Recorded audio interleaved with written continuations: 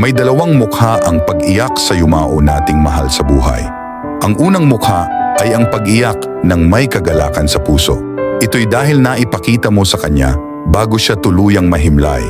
Ang isang uri ng pagmamahal na kahit sino ay hindi makauunawa.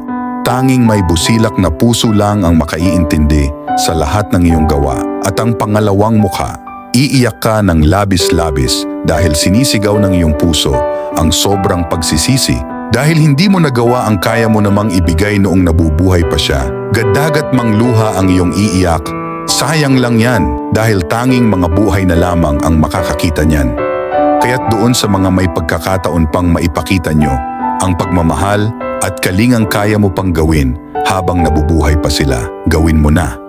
Nang sa gayon, kung iiyak ka man, ito'y dahil umiiyak ka, taglay ang unang mukha.